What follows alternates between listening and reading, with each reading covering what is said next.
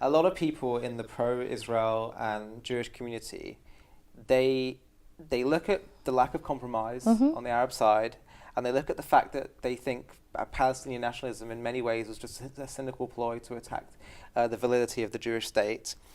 And, you know, people like even Dennis Prager, he has his video on the Middle East conflict, and he begins by saying, it's the hardest problem to solve, but the easiest one to explain. One side wants the other side dead, right? And that's how he begins. And my question is, there is a strong feeling in the pro-Israel community, not among everyone, but among many, that ultimately, and it's always going to be this way, the Arab leadership at least, but it's a problem even within the culture of the Arab world, simply cannot accept a Jewish state on what was once Arab territory. And that's the end of the matter.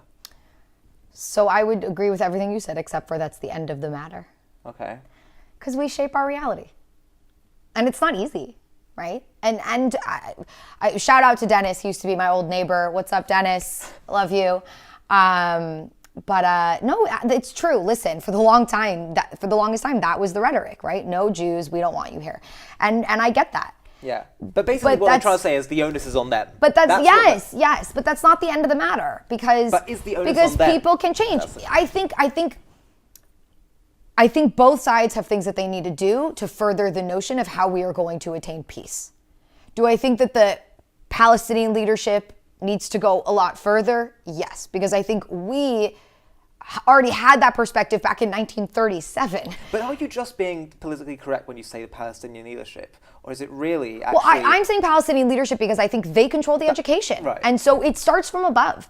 And if your leaders keep preaching something, you're going to listen to it. Right. And so, yes, the Palestinian people, and by the way, I give props. There are Palestinian organizations that do bring Jews and Arabs together and Jews and Palestinians together and allow them to share their narrative and have that conversation.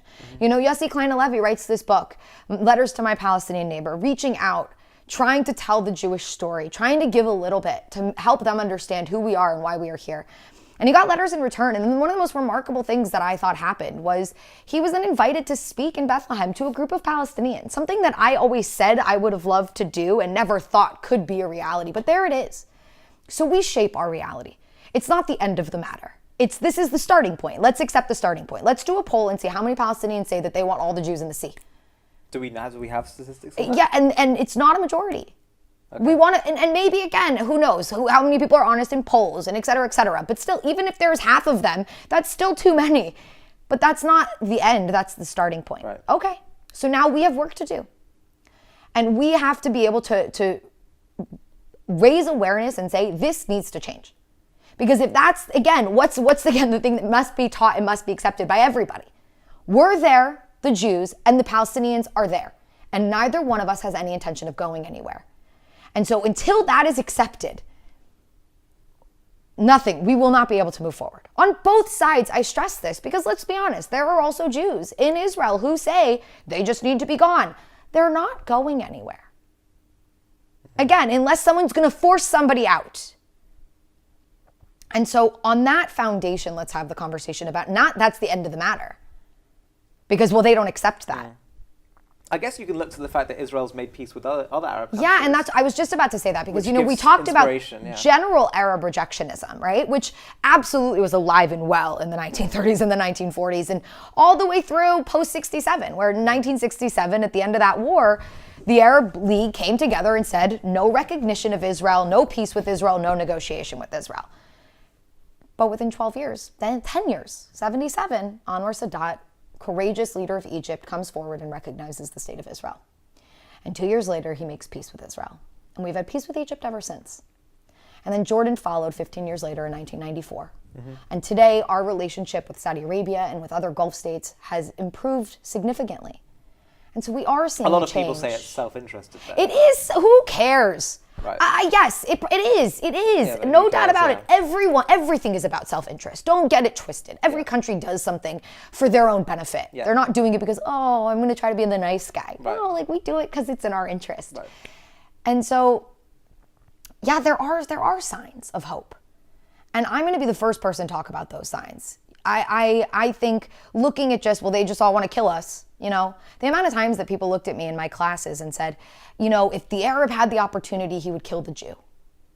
I just don't believe it. Well, and you know why? Like that. Absolutely not. And the thing for me was, what was so hard was my own family. That happened. Right. It was very possible that my father could have been killed had it not been for an Arab who saved his life. And I use that example, and yes, that is anecdotal evidence, but it shows exactly the generalization, the insane generalization that person just made, how wrong it is. Okay. Things are changing. But again, I'm not a passive observer. And I would say that to anybody. Don't be a passive observer. Don't just say, well, things need to change. Change them. We shape our reality. Do you think that today is the onus for creating peace, is it still, do you believe, equally balanced on both sides? I don't think it's been equally balanced since the 1930s. No, we still have work to do. And to be honest with you, the more we haven't been able to make peace, the further Israelis have gotten from believing that it's possible. And that's what really... I mean by equally balanced, I mean...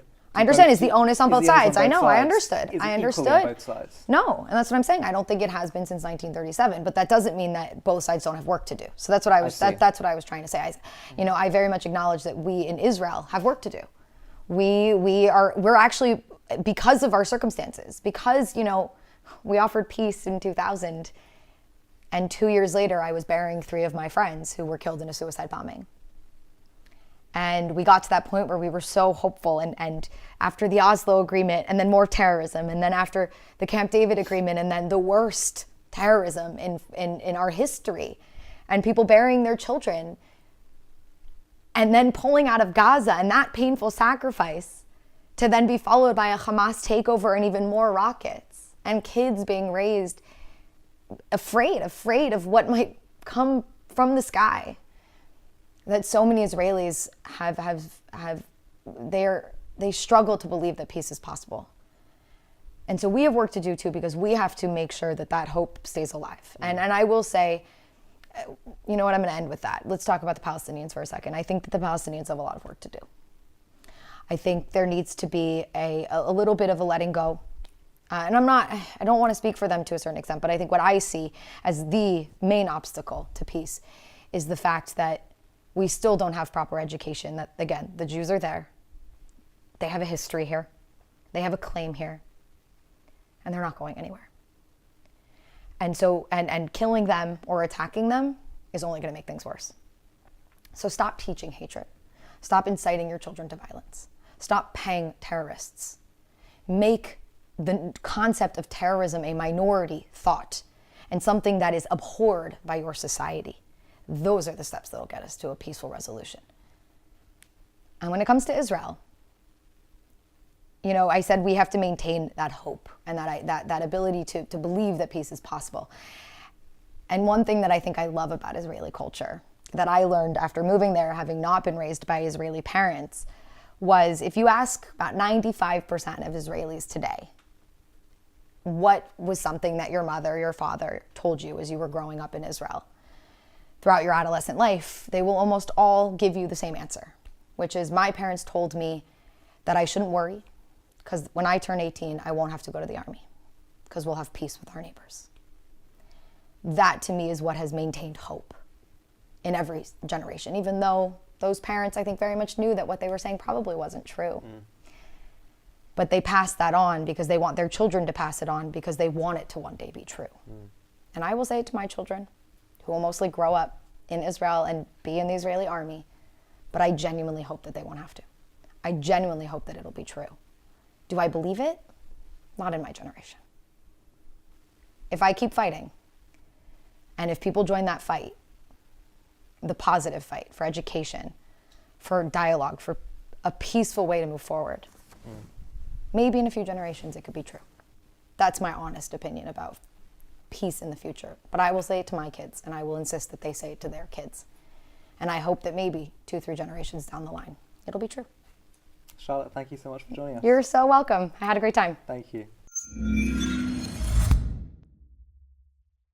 To stay up to date with JTV content, click subscribe here if you're on YouTube and hit the alarm bell. And if you're on Facebook, hit the like button, and under following, click see first. If you enjoy watching JTV content and want to help us continue to grow, please consider making a donation to us by clicking here.